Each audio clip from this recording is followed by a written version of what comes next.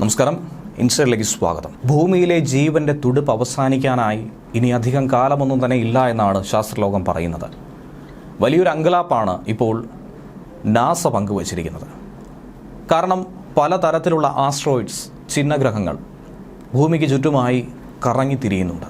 അതിൽ ഏതെങ്കിലും ഒരു ചിഹ്നഗ്രഹം ഭൂമിയെ ലക്ഷ്യമാക്കി എത്തിയാൽ തീരാവുന്നതേ ഉള്ളൂ ഭൂമിയിലെ ഈ മനുഷ്യ സാന്നിധ്യം എന്നുള്ളതാണ് ഏറ്റവും അധികം ആശങ്കപ്പെടുത്തുന്നത്. ഒട്ടനവധി കാലമായി ശാസ്ത്രലോകം ചർച്ച ചെയ്യുന്ന ഒന്നാണ് ലോകാവസാനം എന്നുള്ളത്. സംഭവിക്കുമോ ഇല്ലയോ എന്നുള്ളത്. മനുഷ്യനുണ്ടായിട്ടുണ്ടെങ്കിൽ അതിനൊരു അവസാനം ഉണ്ടാകുമെന്നാണ് ഒരു വിഭാഗം ആളുകൾ പറയുന്നത്. മറ്റൊരു വിഭാഗം ആളുകൾ പറയുന്നത് ഒരിക്കലും സംഭവിക്കാൻ സാധ്യതയില്ലാത്തൊരു കാര്യത്തിനെക്കുറിച്ച് എന്തിന് ചർച്ച ചെയ്യണം എന്നുള്ളതാണ്. എന്നാലും ഇതുവരെയും പ്രതീക്ഷിക്കാത്ത പല കാര്യങ്ങളും നമ്മുടെ ഭൂമിയിൽ സംഭവിച്ചു പോയിട്ടുണ്ട്. ഏറ്റവും ഒടുവിൽ സംഭവിച്ച കൊറോണ പോലും അതിന് ഏറ്റവും വളരെ വലിയ ഉദാഹരണമായി തന്നെ എടുത്തു പറയാവുന്നതാണ്. പലതരത്തിലുള്ള പ്രതിഭാസങ്ങൾ സംഭവിച്ചു പോയിട്ടുണ്ട്. പല ജീവജാല ജന്തു വസ്തുക്കളൊക്കെ തന്നെ ഇല്ലാതായി പോയിട്ടുണ്ട്. ഡിനോസറുകൾ അടക്കം അക്കൂട്ടത്തിൽ ഉദാഹരണമായി പറയാൻ സാധിക്കുന്നതാണ്.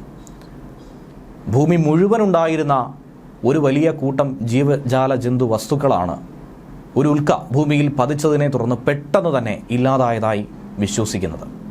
ഉൽക്ക പോലെ ഭീഷണിയായി ഭൂമിക്ക് മാറുന്ന ഒന്നുകൂടിയാണ് സൗരയുദ്ധത്തിന് സമീപത്തുകൂടി ഇപ്പോൾ കടന്നു പൊയ്ക്കൊണ്ടിരിക്കുന്ന ചിഹ്നഗ്രഹങ്ങളും. അങ്ങനെ ഭൂമിക്ക് നേരെ ഒരു വലിയ ഭീഷണി ഉയർത്തുന്ന ചിഹ്നഗ്രഹത്തെക്കുറിച്ചുള്ള സൂചനയാണ് ബഹിരാകാശ വിദഗ്ധർ ഇപ്പോൾ പങ്കുവയ്ക്കുന്നത്. 2024 YR4 എന്ന ചിഹ്നഗ്രഹമാണ് ഡിസംബർ 27 ബഹിരാകാശ വിദഗ്ധർ കണ്ടെത്തിയത്. ഭൂമിക്ക് ഇനിയുള്ള കാലഘട്ടത്തിൽ വലിയ ആപത്ത് അല്ലെങ്കിൽ ഒരു വലിയ ഭീഷണി തന്നെ വിതയ്ക്കാൻ സാധ്യതയുള്ള ഒരു ചിഹ്നഗ്രഹമാണ് 2024 YR4 എന്ന് പറയുന്നത്. 2032 ഡിസംബർ 22 ഈ ചിഹ്നഗ്രഹം ഒരുപക്ഷെ ഭൂമിയിൽ വന്ന് പതിച്ചേക്കാം. അതിനുള്ള ചെറിയ സാധ്യതയാണ് ഗവേഷകർ പങ്കുവയ്ക്കുന്നത്.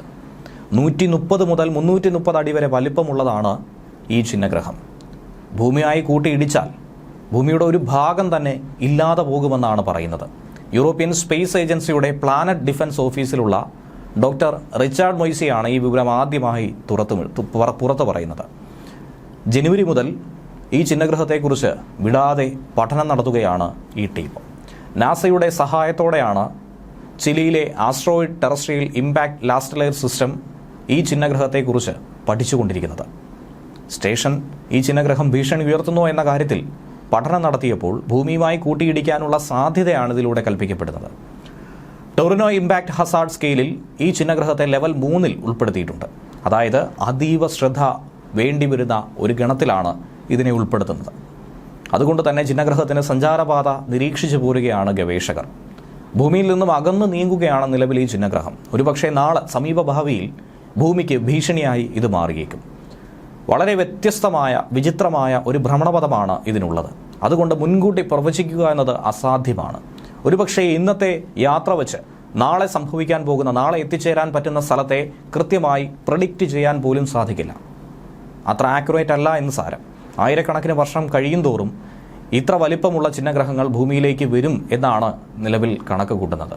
130 അടിയിൽ കൂടുതൽ വലിപ്പമുള്ളത് കൊണ്ട് ഭൂമിയിലെത്തിയാൽ ഉണ്ടാകുന്നത് വലിയ വിനാശകരമായ സംഭവങ്ങൾ തന്നെയായിരിക്കും. പരിണതഫലം അത് വളരെ വലുതായിരിക്കുമെന്നാണ് ശാസ്ത്രലോകം നൽകുന്ന മുന്നറിയിപ്പ്.